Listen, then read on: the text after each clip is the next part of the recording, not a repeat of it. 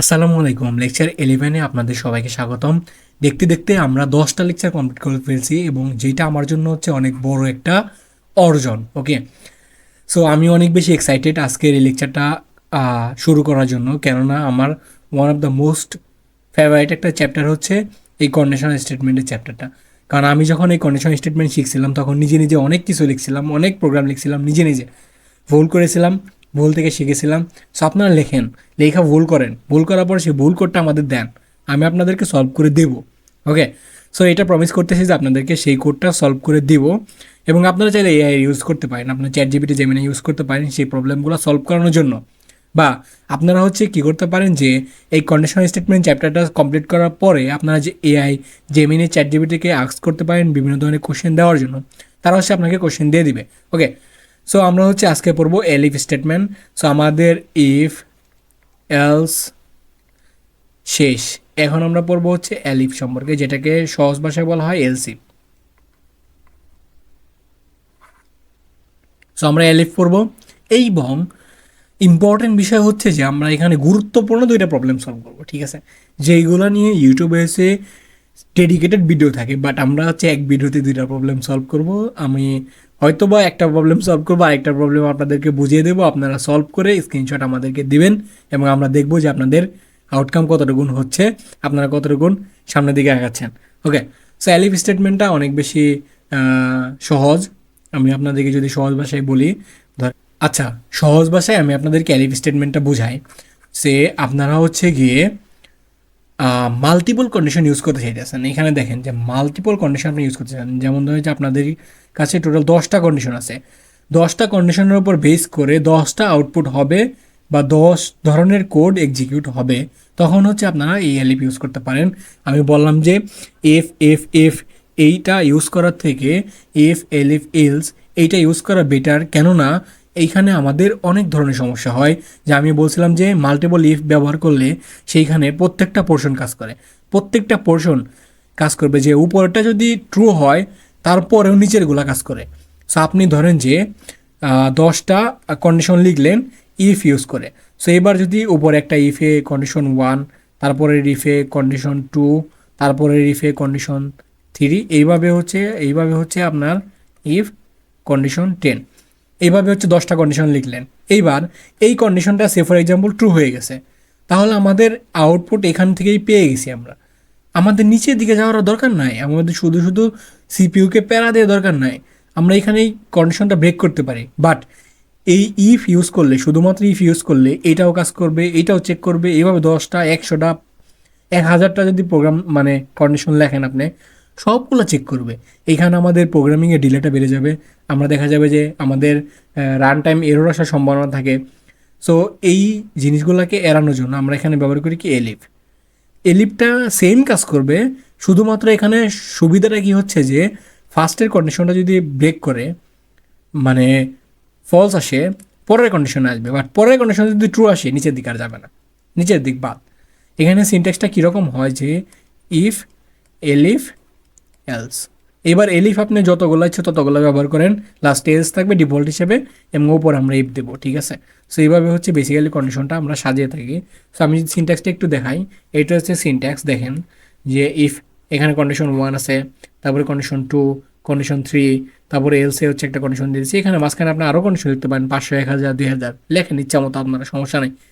So এটা হচ্ছে condition 1 true হলে এটা কাজ করবে, কন্ডিশন 2 ট্রু হলে এটা কাজ করবে।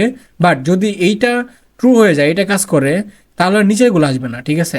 মানে এইটা ফলস, এইটা ট্রু, এইখানে কাজ করছে, এই নিচেরগুলো আর আসবে না, ঠিক আছে। সবগুলো যদি ফলস হয় তাহলে হচ্ছে এলসেটটা কাজ করবে, ঠিক আছে। আই হোপ যে এটা আপনি বুঝতে পারছেন।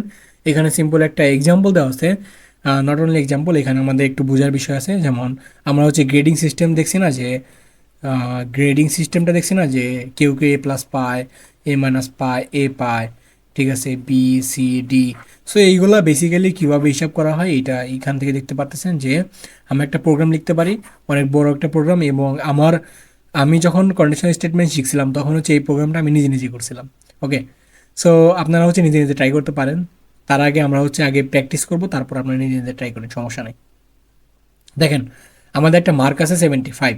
সো আমি বলতেছি মার্কটা যদি 90-এর থেকে বড় অথবা সমান হয় তাহলে আমরা বলবো যে ইউ গট এ প্লাস। আমাদের মার্কটা যদি 80 থেকে বড় অথবা সমান হয় তাহলে ইউ গট এ। মার্কটা যদি 70 থেকে বড় অথবা সমান হয় তাহলে ইউ গট বি। যদি এগুলোর মধ্যে না থাকে তাহলে হচ্ছে নিড ইমপ্রুভমেন্ট, আপনার ইমপ্রুভমেন্ট দরকার, আপনি একটা ইমপ্রুভ এক্সাম দেন।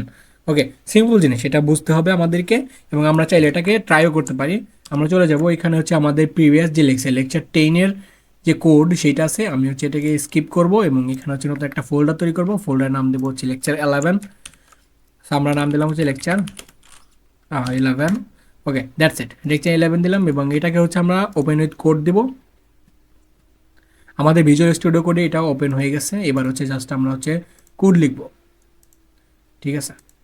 সো আমাদের ভিজুয়াল স্টুডিও কোড ওপেন হয়ে গেছে। এবার হচ্ছে আমরা জাস্ট আমরা কোড লিখবো যে lecture 11_001.py, that's it. Lecture 11_001.py এটা হচ্ছে ফার্স্ট।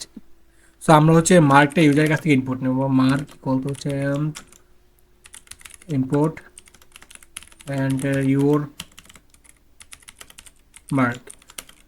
সো আপনি হচ্ছে আপনার মার্কটা এখানে দিবেন। আমরা হচ্ছে জাস্ট এখানে পুরা কন্ডিশনটা অনেক বড়, আমরা পুরা কন্ডিশনটা লিখতেছি না, আমরা হচ্ছে ছোট করে লিখবো যে মার্কটা ইফ মার্কটা যদি হচ্ছে is greater than or equal 90, মানে 90 থেকে বড় অথবা সমান হয় তাহলে হচ্ছে আমাদের যে কন্ডিশনটা কাজ করবে সেটা আমাদের যে কোডটা কাজ করবে সেটা হচ্ছে you got A plus, you got A plus in exam, that's it. এইবার আমরা এলিফ ইউজ করবো। এলিফের ভিতরে আমরা কন্ডিশন দেবো যে mark is greater than or equal 80। Mark যদি 80 থেকে বড় অথবা সমান হয় তাহলে হচ্ছে প্রিন্ট করবে যে you got A minus sorry A in exam, that's it. আমরা হচ্ছে আরেকটা লিখবো যে আমাদের এলিফ মার্ক যদি 60 থেকে বড় হয় তাহলে আমরা এ মাইনাস শো করাবো এখানে, you got A minus in exam. এবং আরেকটা লিখবো এলস, যদি তা না হয় সবগুলো যদি ব্রেক করে তাহলে হচ্ছে আমাদের এখানে প্রিন্ট করবে কি যে you need improvement, that's it. আমি কিন্তু মুখস্থ লিখতেছি না, আমি আপনাদেরকে এখন বুঝাবো জিনিসটা, ঠিক আছে। মার্কটা আমরা ইউজারের কাছ থেকে ইম্পোর্ট নিলাম। এইবার অন্যান্য প্রোগ্রামিং ল্যাঙ্গুয়েজে একটা সিক্রেট আপনাদেরকে বলি যে পাইথনে কিন্তু এই জিনিসটা আপনি সহজে লিখতে পারতেছেন, কোনো রকমের প্যারা হচ্ছে না। এখানেও সহজভাবে লিখতে পারতেছেন, কোনো রকম প্যারা হচ্ছে না। অন্যান্য প্রোগ্রামিং ল্যাঙ্গুয়েজে একটু সমস্যা হয়, যেমন এইটা 80 থেকে বড় অথবা সমান বলতেছি, তাহলে এই উপরের কোডটা আর এই কোডটার মধ্যে একটু মিল আছে, দেখেন নিচের গুলার লগে একটু মিল আছে। কেমন মিল আছে, যেমন ধরেন যে 85 সেটা কিন্তু 60 থেকেও বড়, তাহলে এই পোর্শনটাও কাজ করার একটা সম্ভাবনা আছে। বাট পাইথনে এই জিনিসটা হয় না। কেন হয় না, যে দেখেন পাইথনের কোডগুলা, পাইথনের কন্ডিশনগুলা উপর থেকে নিচের দিকে কাজ করে। এই উপর থেকে নিচের দিকে আসবে, ঠিক আছে, উপর থেকে পড়তে পড়তে আসবে। যখন উপরে পড়বে যে মার্ক কত ইনপুট দিয়েছেন, সে ফর এক্সাম্পল আপনি মার্ক ইনপুট দিয়েছেন হচ্ছে গিয়ে 85, উপরের পোর্শনে আসবে এই মার্কের ভ্যালু আছে 85, তুমি কত, সে বলতেছে আমি 90, তাহলে 90 কি 85-এর সমান অথবা বড় না, তাহলে বলবে আচ্ছা তুমি তো ফেল করে গেলা, মানে এই কন্ডিশন ফেল। নিচে কন্ডিশন আসবে হেই মার্কের ভ্যালু আছে 85, তুমি কত, সে বললো যে আমি বলতেছি 80 অথবা 80-এর বড় হলে একটা কন্ডিশন কোড কাজ করবে। ও আচ্ছা 85 আছে, তার মানে তো আমার থেকে একটু বড়, আমার কন্ডিশনের ভিতরেই আছে, ঠিক আছে, এই কোডটা কাজ করবে।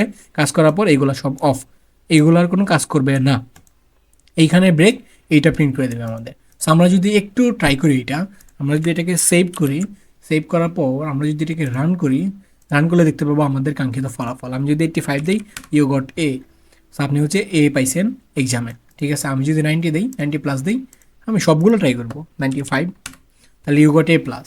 সো আমি যদি হচ্ছে 50 দিই তাহলে ইউনিট ইমপ্রুভমেন্ট, আপনার যে ইমপ্রুভমেন্ট দরকার। সো আমি যদি হচ্ছে 60 দিই তাহলে হচ্ছে আমি এ মাইনাস পাইছি। ওকে, সো এই জিনিসটা হচ্ছে বেসিক্যালি ইফ এলিফ এবং এসের যে সিনট্যাক্স এক্সাম্পল যাই বলেন আপনি সবগুলো হচ্ছে এইটা।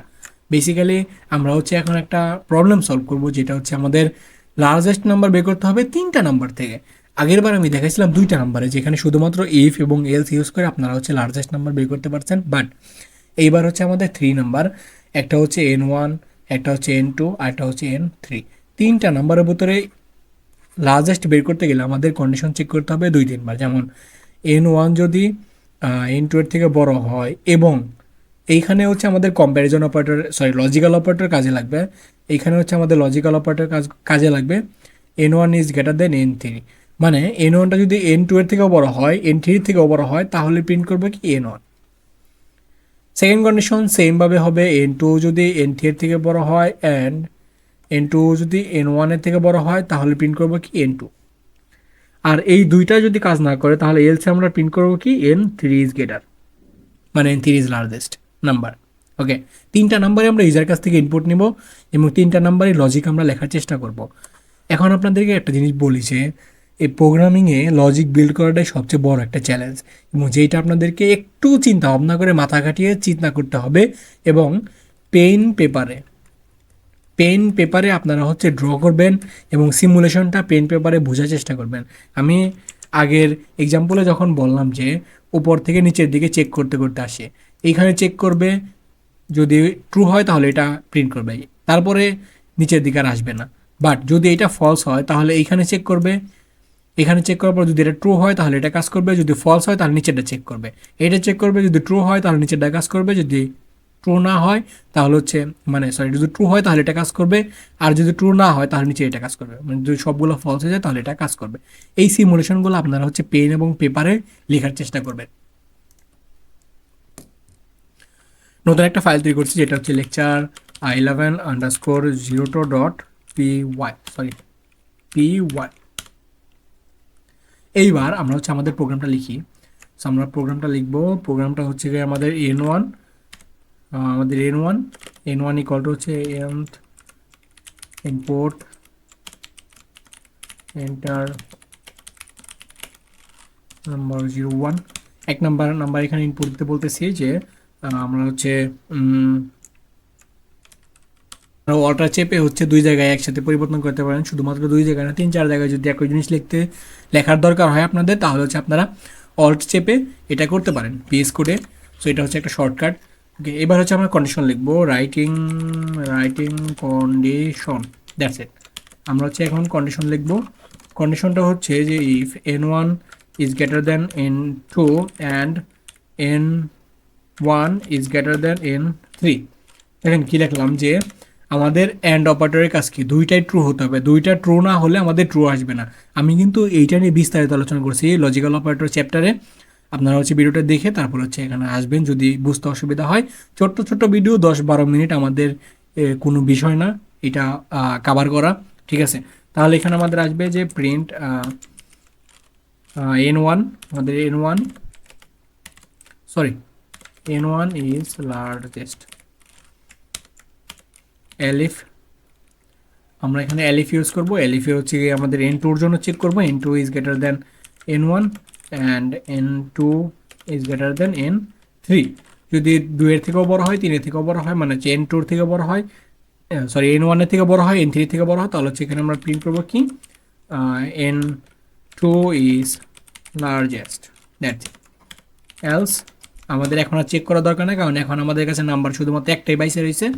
এখানে N1 চেক করছি, এখানে N2 চেক করছি, এখন শুধুমাত্র একটাই বাইসে রয়েছে, সেটা হচ্ছে আমাদের N3। তাহলে এখন আমরা প্রিন্ট করতে পারি যে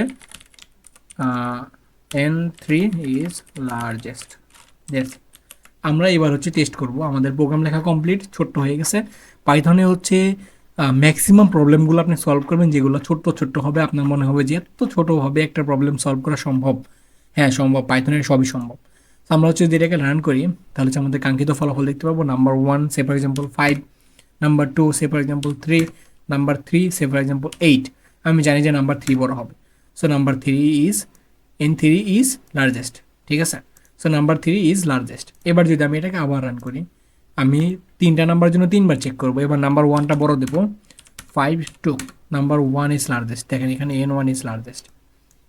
এবার এটা হচ্ছে আমি আবার রান করব এবং এবার হচ্ছে আমি মাঝখানেটাকে বড় বানাবো, 10, 12, 8।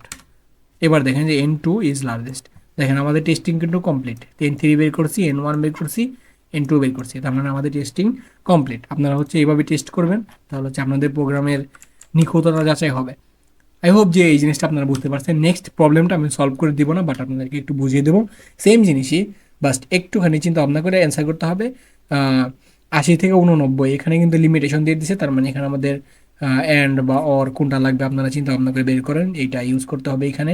70 থেকে 79 এখানে আপনারা কোনটা ইউজ করবেন সেটা বুঝে নিন, যে এখানে কিন্তু কন্ডিশন একটা লিখলে হবে না, দুইটা লিখতে হবে।